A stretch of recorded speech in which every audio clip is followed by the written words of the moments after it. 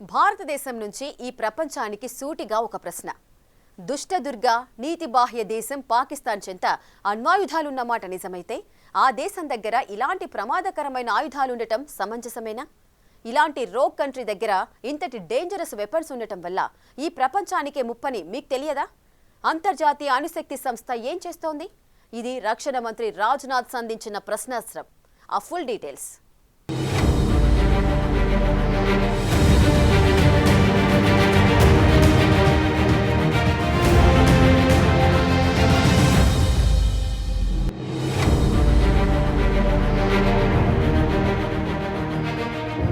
ఒక్క దెబ్బకు రెండు కాదు మూడు పిట్టలు. ఫస్ట్ వన్ యుద్ధాన్ని ఆపడం, సెకండ్ వన్ పాక్ దగ్గర అణ్వాయుధాలున్న చోటకు మన బ్రహ్మాస్త్రం బ్రహ్మోస్ దూసుకెళ్లడం, ఇక థర్డ్ వన్ ఒకవేళ కిరాణా కొండల్లో అణ్వాయుధ నిల్వలుండడం వాస్తవమే అయితే ఇలాంటి నీచ్ కమీనే పాక్ లాంటి దేశం చేతిలో అణ్వాయుధాలు ఉండడం కరెక్టేనా?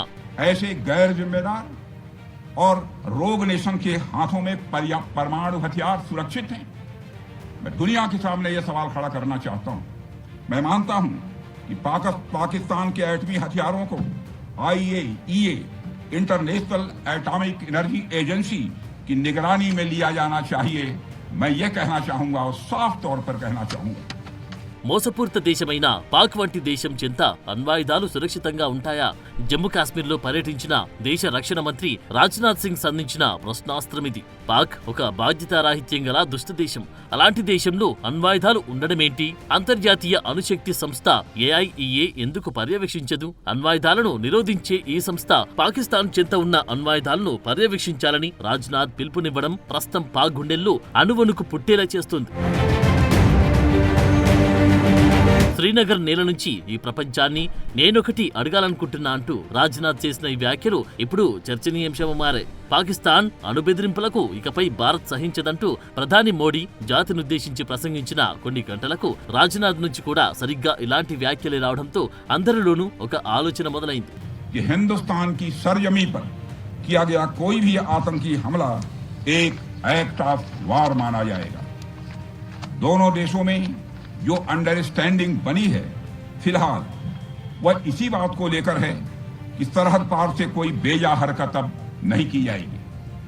अगर की गई तो बात निकलेगी तो बहुत दूर तक जाएगी।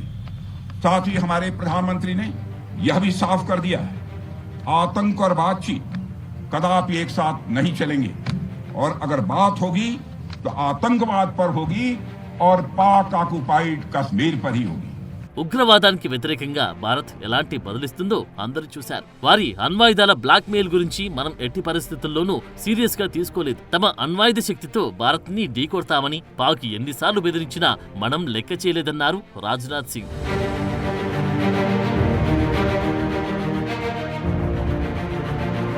భారత్ దాడి కారణంగా పాకిస్తాన్లోని కిరాణా కొండల్లో అణు వికిరణం లీక్ అయ్యే అవకాశముందని ఇటీవల కొన్ని నివేదికలు హల్చల్ చేశాయి. అయితే పాకిస్తాన్లోని ఏ అణు కేంద్రాలను తాము టార్గెట్ చేయలేదంటూ భారత్ సైన్యం స్పష్టం చేసింది. కిరాణా కొండల్లో పాక్ అణ్వాయుధాలను నిల్వ చేసిందని మాకు చెప్పినందుకు ధన్యవాదాలు. అక్కడ ఏముందో మాకు తెలియదు, మా లక్ష్యాల్లో ఆ ప్రదేశం లేదు అంటూ ఎయిర్ మార్షల్ AK భారతి మే 12న జరిగిన విలేకరుల సమావేశంలో చెప్పారు. Thank you for telling us that Kirana Hill houses some nuclear installation. We did not know about it.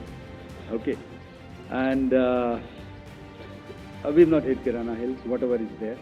Okay. I did not brief in my briefing yesterday. కిరాణా కొండలపై భారత్ చేసిన దాడి నిజమే అయితే పాక్ లాంటి దేశం దగ్గర అణ్వాయుధాలు ఉండడం ఎంతవరకు సమంజసమంటూ నిలదీశారు రాజ్నాథ్ సింగ్. మే 7న ప్రారంభించి 10వ తేదీ ఆగిన ఆపరేషన్ సింధూర్ ఉగ్రవాదానికి వ్యతిరేకంగా భారత్ నిర్వహించిన అతిపెద్ద ఆపరేషన్ గా చెప్పారు రక్షణ మంత్రి రాజ్నాథ్ సింగ్. గత 4 దశకాలుగా భారత్ సరిహద్దు అవతల నుంచి ఉగ్రవాదాన్ని ఎదుర్కొంది. అలాంటి ఉగ్రవాదానికి వ్యతిరేకంగా మేము ఎక్కడి వరకైనా వెళ్లగలమని ఈ ప్రపంచానికి నిరూపించామన్నారు రాజ్నాథ్ సింగ్. साथियों, आतंकवादियों ने पहलगाम में आतंकवादी घटना को अंजाम देकर भारत के मस्तक पर चोट पहुंचाने की कोशिश की है।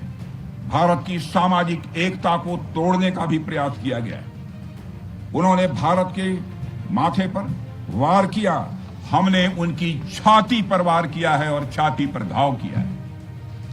पाकिस्तान के जख्मों का इलाज इसी बात में है कि वो भारत विरोधी और आतंकवादी संगठनों को पनाह देना बंद करे और अपनी जमीन का इस्तेमाल भारत के खिलाफ किसी भी सूरत में न होने दे। పహల్గాం దాడిలో ఉగ్రవాదులు పర్యాటకుల నుదిటిపై కాల్పులు జరిపారు. భారత్ ఉగ్రవాదుల గుండెలను గురిపెట్టి ప్రతీకారం తీర్చుకుందని రక్షణ మంత్రి రాజ్నాథ్ తీవ్ర పదజాలంతో వ్యాఖ్యానించారు. పాకిస్తాన్పై వచ్చే రోజుల్లో ఇలాంటి దాడులు జరగకుండా చూసుకోవాలంటే భారత్ని టార్గెట్ చేసే టెర్రరిజాన్ని ఆపడం, ఆ మట్టి నుంచి ఈ గడ్డకు వ్యతిరేకంగా ఎలాంటి కార్యకలాపాలు జరగకుండా చూడడం ఇది పాక్ చేయాల్సిన పని అంటూ రాజ్నాథ్ సూచించారు.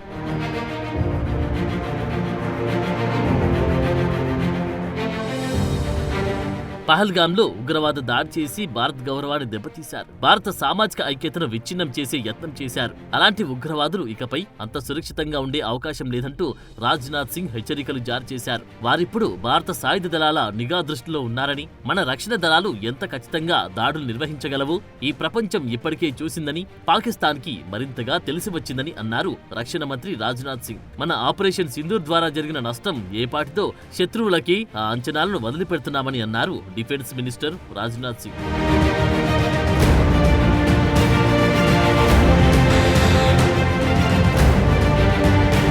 తన మొత్తం ప్రసంగం ద్వారా రక్షణ మంత్రి రాజ్నాథ్ సింగ్ సంధించిన అతిపెద్ద ప్రశ్న, పాక్ వంటి నాశనకారి దేశంలో ప్రపంచ వినాశనకరమైన ఆయుధాలుండడం సమంజసమేనా? అంతర్జాతీయ అణుశక్తి సంస్థ చూస్తూ ఊరుకుంది ఎందుకంటూ బాల్ ఆ కోర్టులో పడేశారు.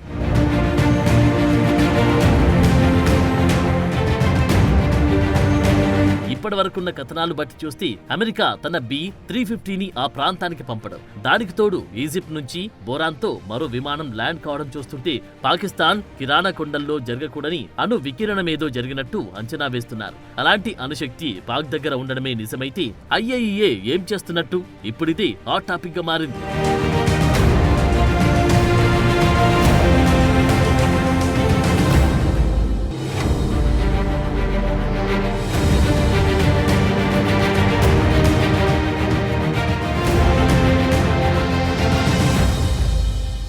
పాకిస్తాన్కి మామూలుగా యుద్ధం చేయడానికే సరైన శక్తి సామర్థ్యం సరిపోదు.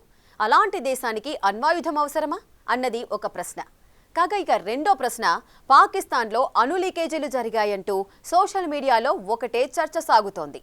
ఒక పక్క భారత్ నుంచి తమకు అలాంటి దాడులు జరిగినట్టు తెలియదని, తమకంటూ ఒక డేటా ఈ విషయంలో లేదని అంటారు భారత ఎయిర్ మార్షల్. మరికొన్ని నివేదికలు బట్టి చూస్తే ఏపీ సింగ్ అంటూ ఒక అధికారిని హైలైట్ చేస్తూ కొన్ని వార్తలు హల్చల్ చేస్తుండటం గమనార్హం. ఇంతకీ అణుదాడి జరిగిందా లేదా? ఆ అనుమాన నివృత్తి చేసుకోవడమెలా?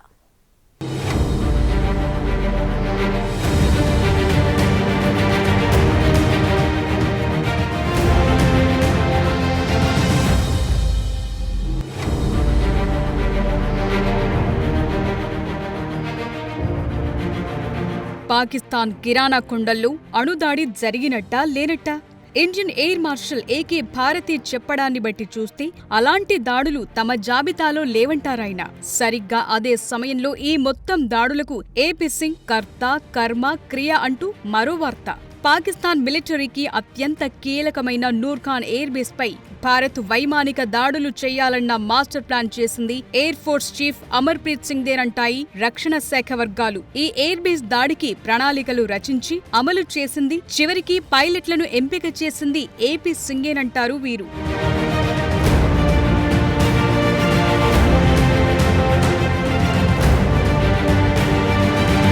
ఈ మొత్తం దాడులు నిర్వహించిన ఏపీ సింగ్ కి జాతీయ భద్రతా సలహాదారు అజిత్ దోవల్ మద్దతుగా నిలిచారని చెప్తున్నారు. ఈ ఆపరేషన్ కి తగిన అనుమతులిచ్చింది కూడా దోవలే అంటున్నారు. దాడులు జరిగినట్టు చెప్తున్న నూర్ఖాన్ ఎయిర్ బేస్ రావల్పిండిలో ఉంటుంది. దీనికి దగ్గరలోని చక్లాలలో పాక్ ఆర్మీ చీఫ్ ప్రధాన కార్యాలయం, న్యూక్లియర్ కమాండ్ కార్యాలయం సైతమున్నాయి. నూర్ఖాన్ ఎయిర్ బేస్ పై దాడి చేయటం ద్వారా తాము ఎక్కడైనా దాడి చేయగలమన్న సంకేతాలను పంపాలని భారత్ భావించినట్టుగా ఒక అంచనా. ఏపీ సింగ్ అనుకుంటున్నట్టుగానే నూర్ఖాన్ ఎయిర్ బేస్ అటాక్ తో పాక్ వెనక్కు తగ్గాల్సొచ్చిందని అంటారు. అంతేకాదు పాక్ ఆర్మీ చీఫ్ 3 గంటల పాటు బంకర్లో దాక్కున్నట్టుగా చెప్తున్నారు. ఈ దాడుల కోసం బ్రహ్మోస్ మిసైళ్లను వాడినట్టు కూడా తెలుస్తోంది.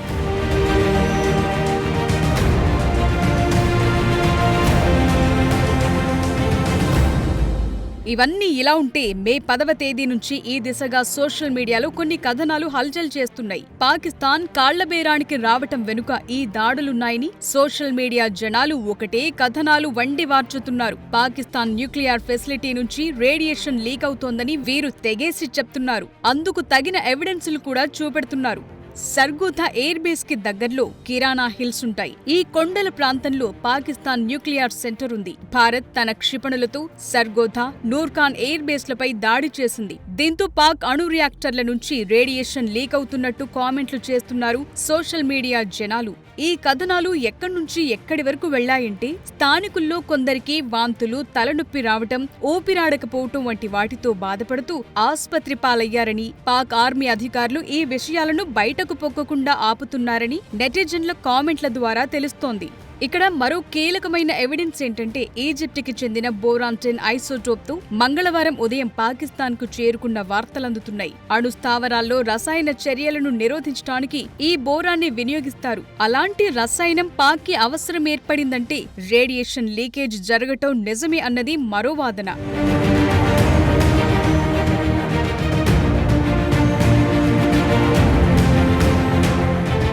మరో ముఖ్యమైన ఆధారం ఏంటంటే ఫ్లైట్ రాడార్ 24 వంటి ట్రాకర్ వెబ్సైట్లలో అమెరికాకు చెందిన B-350 విమానం పాకిస్తాన్కు వచ్చినట్టు తెలుస్తోంది. ఈ విమానం ఒక చోట ల్యాండ్ అయితే అక్కడ న్యూక్లియర్ ఎమర్జెన్సీ ఏర్పడ్డట్టు లెక్కిస్తారు. ఒక ప్రాంతంలో వెలువడి అణు ధార్మికత తీవ్రతను గుర్తించే సాంకేతిక పరికరాలు ఈ విమానంలో ఉంటాయి. ఫుకుషిమా ఉదంతంలోనూ ఈ విమానం జపాన్కు వెళ్లినట్టు గుర్తు చేసింది economic times.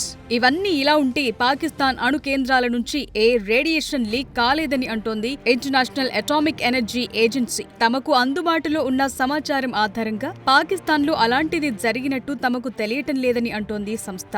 Global nuclear watchdog గా పనిచేస్తోంది IAEA. అలాంటి సంస్థకు కూడా సమాచారం లేకపోవటాన్ని ఏమనాలి అన్నది మరో ప్రశ్న.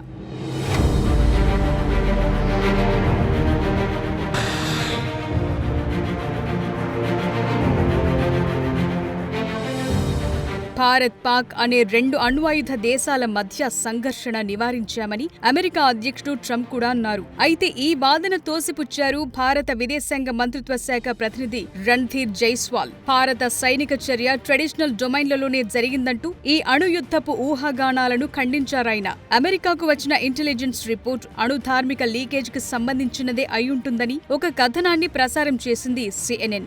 భారత్ దాడులతో భారీగా దెబ్బతిన్న పాకిస్తాన్ మే 10వ తేదీన మధ్యాహ్నం ఢిల్లీ టార్గెట్ గా ఫతాహ్ అనే క్షిపణి ప్రయోగించిందని, ఇండియన్ ఆర్మీ దీన్ని భారత సరిహద్దుల్లోనే కూల్చేసిందని అంటారు మాజీ మిలిటరీ అధికారి GD భక్షి. వారి దగ్గరున్న టాక్టికల్ న్యూక్లియర్ వార్హెడ్ తోనే ఈ మిసైల్ వచ్చి ఉంటుందని తాను భావిస్తున్నట్టుగా చెప్పారు భక్షి.